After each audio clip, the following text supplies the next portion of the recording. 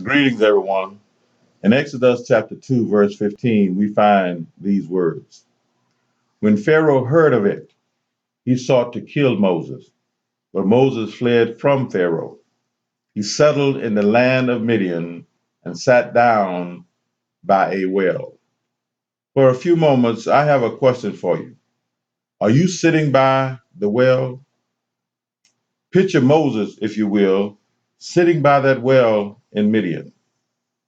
He had been a child of promise, a Hebrew boy miraculously protected and adopted into the family of Pharaoh himself.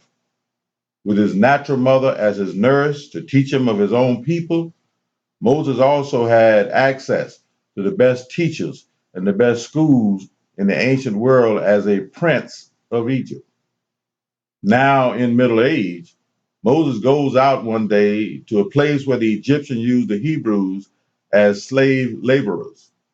Though dressed as an Egyptian prince, Moses' heart was Hebrew.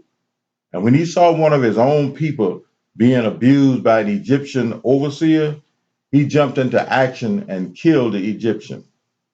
Word got out about what Moses had done, and he became a wanted man, forced to escape into a desert exile. Moses found himself alienated and alone, sitting by a well in Midian. Have you ever been sitting by that well, bruised and abused, battered and broken, and wondering what went wrong? Have you been banged up by life or other people, hoping for a second chance? Moses' exile was caused by his own actions, his impetuous and violent reaction to an injustice he observed. In the face of oppression, Moses had a good motive, but a bad response. Sometimes we find ourselves sitting by those wells because of things we've done. Maybe, like Moses, we intended only the best, but some combination of our actions and other circumstances produced a disastrous outcome. And we ended up on the outside, looking in, sitting by the well in Midian. Moses' exile was also caused by the action of others. He looked around to be sure no one was watching before he killed the Egyptian. But somehow the story came out, and now Moses was a regular on Egypt's most wanted.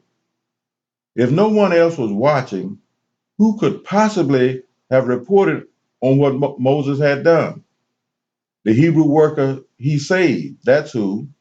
The very person Moses risked himself to save had reported on him, and now, subsequently, had become the source of his own worst nightmare. It happens that way sometime, you know. The very person you try to help misinterprets your motives or is too busy saving his or her own skin to worry about yours and becomes the catalyst for your exile. And there you are, sitting by the well at Midian and dreaming up ways to pay back that miserable excuse for a human being who caused you to be where you are. If the story ended there, with a forsaken Moses sitting by a well in the middle of the desert, we would write it off as just another tragedy. The reason this story is important for us, thousands of years later, is that it demonstrates that the dream of starting over again can become a reality for us just as it did for Moses. Moses' new beginning is initiated by God's call. After 4 decades in the desert, Moses doesn't go looking for God.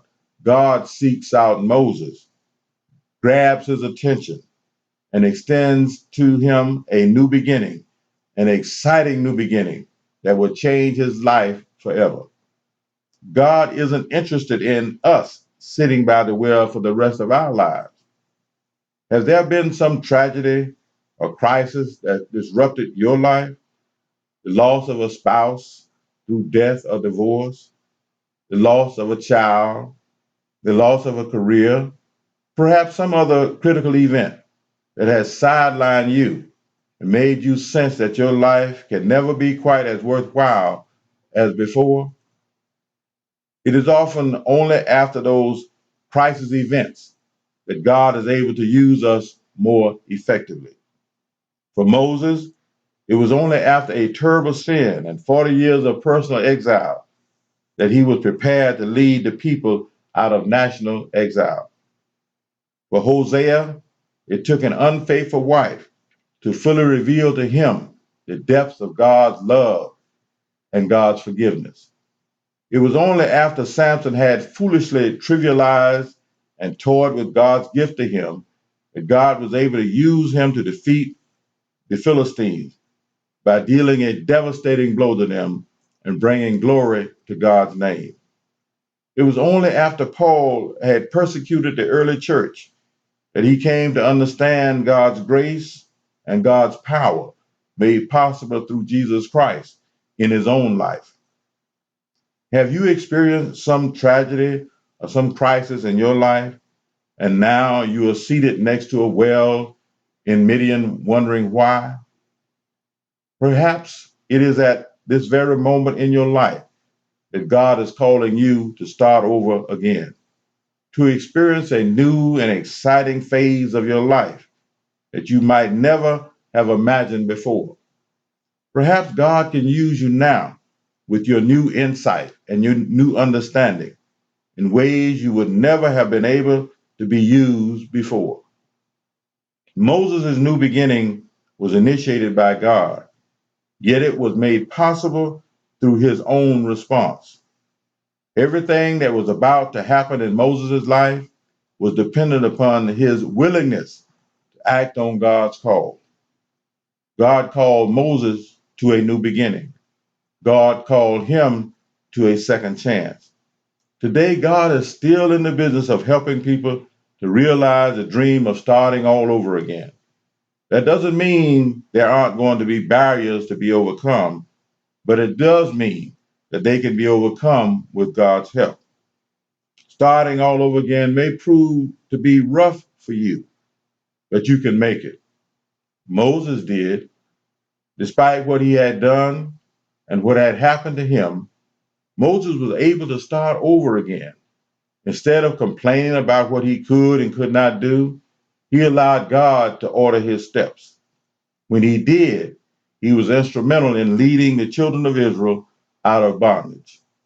Are you sitting by the well? Is God calling you to start all over again? Listen closely now, because God speaks sometimes in a still small voice. Get up right now and allow God to start you all over again. God can do it and God will do it. God bless you.